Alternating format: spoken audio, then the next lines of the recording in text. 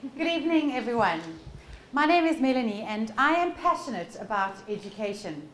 I have a memory from my school days that sticks with me. It was just an ordinary day at my middle to upper class, all-girls Christian primary school in South Africa. And all the grade 7 girls were diligently sitting at their desks, working away, when my class teacher quietly beckoned me to the front of the class. And in a whisper, she asked me a question, and I could hear the anxiety and uncertainty in her voice. She asked me if I could, at break time, take 2 new girls around the school, show them where everything was. Now, this didn't seem unusual to me in any way, because I had no idea what was going on. You see, downstairs in my principal's office sat 2 new girls in their prime school uniforms, ready to start their first day at school. But a stark reality attached itself with these girls. You see, for the first time that my school had been in operation for decades and decades, these 2 new girls were black. For the first time since apartheid law was passed in South Africa, non-white South Africans were allowed to attend white schools. And as I boasted to Vuyo and Tembi of our wonderful library and tennis courts, I had no idea of the cruel and painful past these girls and their families had endured.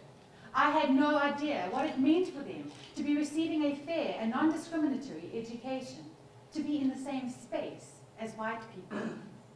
Now, this memory has stuck with me throughout my life, and it is directly linked to my research today. South Africa's transformation to a free and fair democracy in 1994 was ushered in with a great fanfare, affectionately known to the world as the Rainbow Nation. At the heart of this transformation lies the South African Constitution and Bill of Rights, which make a lot of promises and list values that address inequality, basically ways of making up for the torturous past non-white South Africans had to live. Nowhere is this change more important than in our schools. And my research looks at what happens to these promises and values in your typical South African school. You see, these schools at times have no electricity, no water, no desks, absent teachers. The township school, where I observed and interviewed the school community, had 990 learners from poverty-stricken backgrounds.